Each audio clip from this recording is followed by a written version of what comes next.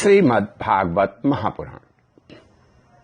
भागवत महापुराण के सुनने वाले सभी श्रोताओं को पूरनचंद्र पांडे का सादर प्रणाम। बंधुजनों, भागवत महापुराण एक ऐसा पुराण है जिसमें भगवान के 10 अवतारों का वर्णन किया गया है। इसके साथ साथ ही सिद्ध, ऋषि, मुनि, तपस्वी जो भी ब्रह्मा, विष्णु, महेश सृष्टिकर्ता हैं, उन सब का इस पुराण में वर्णन है। और इस पुराण के अंदर विशेष तौर पर श्री कृष्ण भगवान की लीला कथाएं, जन्म की कथाएं, उनके द्वारा असुरों का संहार और धर्म की स्थापना आदि का पूर्ण विवरण दिया गया है।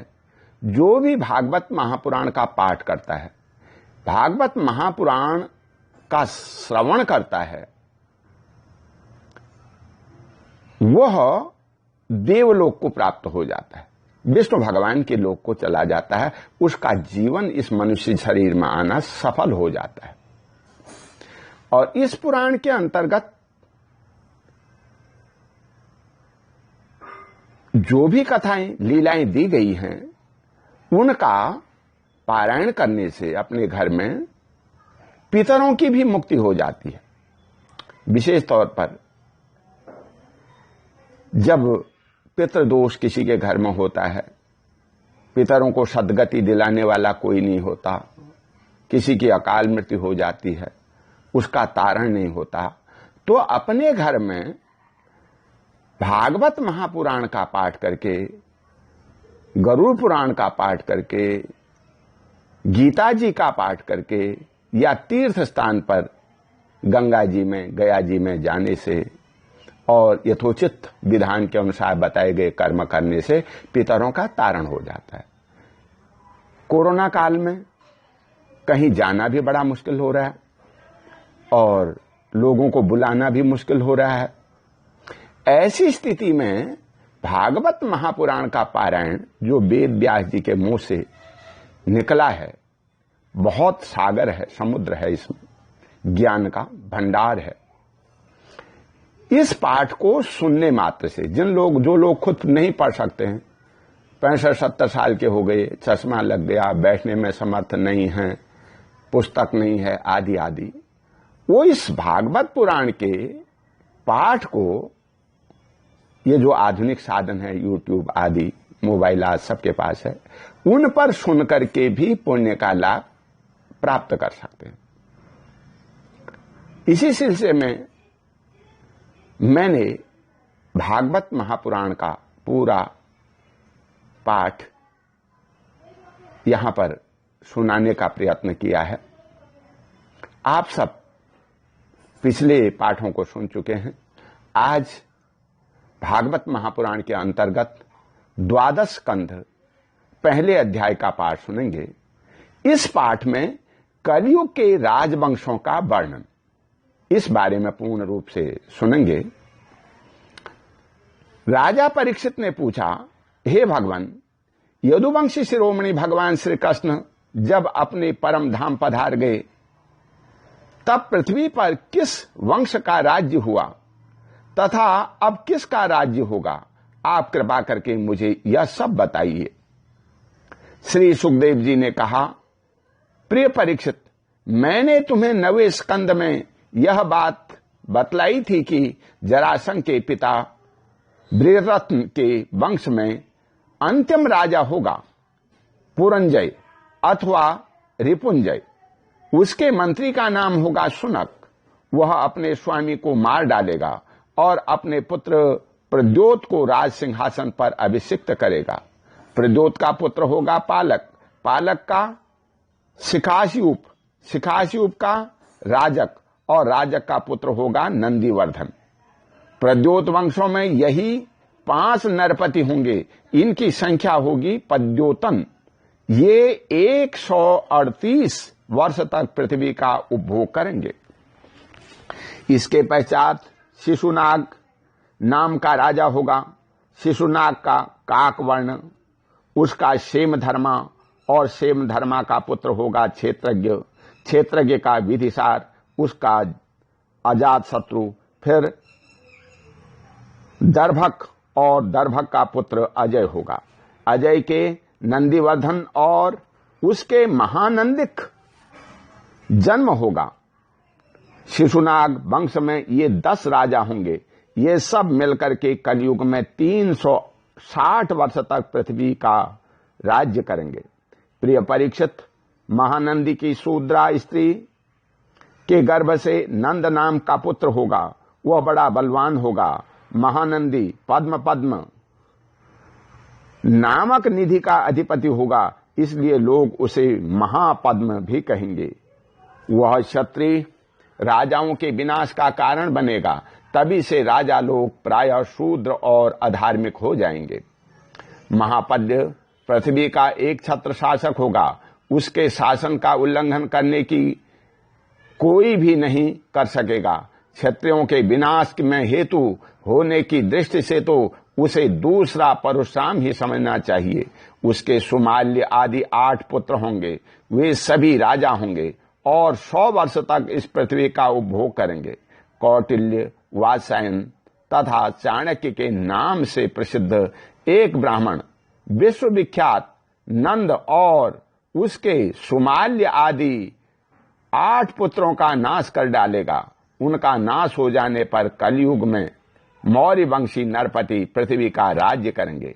वही ब्राह्मण पहले पहल चंद्रगुप्त मौर्य को राजा के पद पर अभिषिक्त करेगा।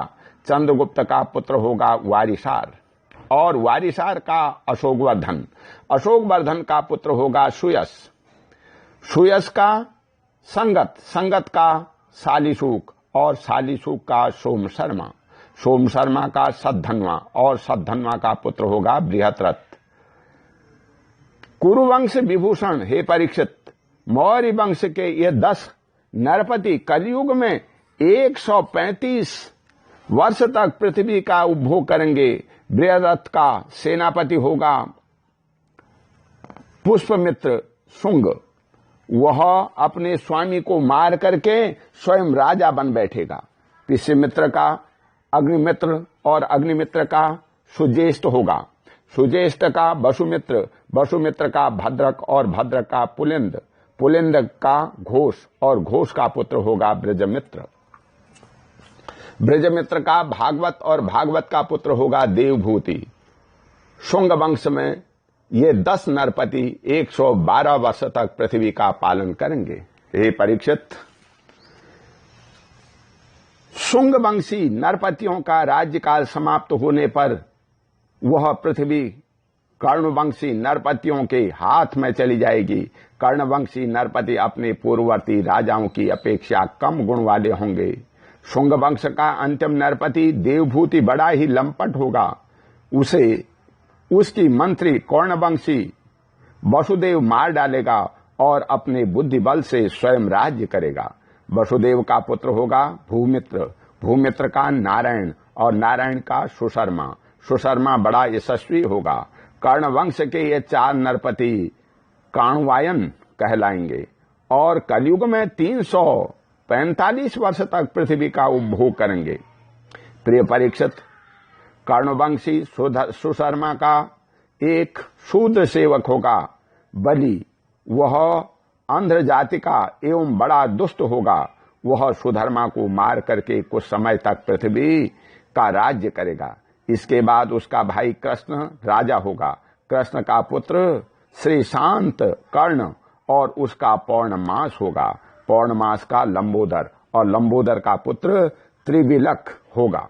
त्रिविलक का मेदस्वाति, मेदस्वाति का अटमान, अटमान का अनिष्टकर्मा, अनिष्टकर्मा का हाले, हाले का तलक, तलक का पुरीश भीरु, और पुरीश भीरु का पुत्र होगा राजा सुनंदन। हे परीक्षित, सुनंदन का पुत्र होगा चकोर। चकोर के 8 पुत्र होंगे जो सभी बाहु कहलाएंगे। उनमें सबसे छोटे का नाम होगा शिवस्वाति। वह बड़ा वीर होगा और शत्रुओं का दमन करेगा। शिवस्वाति का गोमती पुत्र, और उसका पुत्र होगा पुरीमान। पुरीमान का मेदशिरा, मेदशिरा का शिवस्कंद, शिवस्कंद का यज्ञश्री, यज्ञश्री का विजय, और विजय के 2 पुत्र होंगे, चित्रविद्र और लोमधि। हे परीक्षित, ये 3 राजा 456 वर्ष तक पृथ्वी का राज्य भोगेंगे। हे परीक्षित, इसके पश्चात अवभूति नगरी के 7 आभीर, 10 गर्दभी और 16 कंक पृथ्वी का राज्य करेंगे। ये सब के सब बड़े लोभी होंगे। इनके बाद 8 यवन और 14 तुर्क राज्य करेंगे। इसके बाद 10 गुरुंड और 11 मौन नरपति होंगे। मौनों के अतिरिक्त ये सब 1099 वर्ष तक पृथ्वी का उपभोग करेंगे तथा 11 मौन नरपति 300 वर्ष तक पृथ्वी का शासन करेंगे। जब उनका राज्यकाल समाप्त हो जाएगा तब किलिकिला नाम की नगरी में भूतनंद नाम का राजा होगा। भूतनंद का वरिंगी, वरिंगी का भाई सुषुनंदी तथा यशोनंदी और प्रवीरक, ये 106 वर्ष तक राज्य करेंगे। इनके 13 पुत्र होंगे और वे सब के सब वान्ही कहलाएंगे। उनके पश्चात पुष्पमित्र नामक क्षत्रिय और उसके पुत्र दुर्मित्र का राज्य होगा। हे परीक्षित, वही कंसवी नरपति एक साथ ही विभिन्न प्रदेशों में राज्य करेंगे। उनमें 7 अंध देश के तथा 7 ही कौशल देश के अधिपति होंगे। कुछ विदूर भूमि के शासक और कुछ निषेध देश के स्वामी होंगे। इनके बाद मगध देश का राजा होगा विश्वस्पुर जी। यह पूर्वोक्त पुरुजय के अतिरिक्त द्वितीय पुरजय कहलाएगा। यह ब्रह्मांड आदि उच्च वर्णों को पुलिंद, यदु और मद्र आदि मलेच्छ प्राय जातियों के रूप में परिणत कर देगा। इसकी बुद्धि इतनी दुष्ट होगी कि यह ब्राह्मण, क्षत्रिय और वैश्यों का नाश करके शूद्र प्राय जनता की रक्षा करेगा। यह अपने बलवीर से क्षत्रियों को उजाड़ देगा और पद्मावतीपुरी को राजधानी बना करके हरिद्वार से लेकर के प्रयाग पर्यंत सुरक्षित पृथ्वी का राज्य करेगा।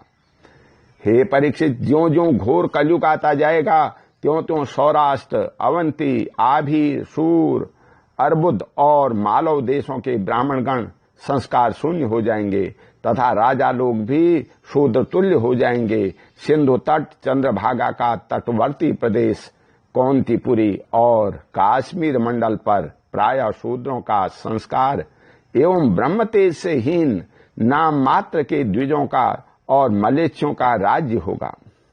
हे परीक्षित, ये सब के सब राजा आचार विचार में मलेच्छ प्राय होंगे। ये सब एक ही समय भिन्न भिन्न प्रांतों में राज्य करेंगे। ये सब के सब परले सिरे के झूठे, अधार्मिक और स्वल्प दान करने वाले होंगे। छोटी छोटी बातों को लेकर ही ये क्रोध के मारे आग बबूला हो जाया करेंगे। ये दुष्ट लोग स्त्री, बच्चों, गौओं, ब्राह्मणों को मारने में ही नहीं हिचकिचाएंगे। दूसरे के स्त्री और धन हत्या लेने के लिए ये सर्वदा उत्सुक रहेंगे। न तो इन्हें बढ़ते देर लगेगी और न तो घटते। क्षण में रुष्ट तो क्षण में तुष्य।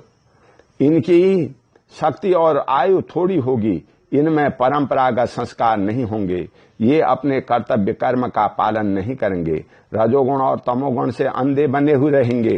राजा के वेश में वे मलेच्छ ही होंगे। वे लूट खसोट कर अपनी प्रजा का खूब चूसेंगे। जब ऐसे लोगों का शासन होगा तो देश की प्रजा में भी वैसे ही स्वभाव, आचरण और भाषण की वृद्धि हो जाएगी। राजा लोग तो उनका शोषण करेंगे ही, वे आपस में भी एक दूसरे की पीड़ित करेंगे और अन्यतः सबके सब नष्ट हो जाएंगे। ओम शांति। बोल श्री कृष्ण भगवान की जय।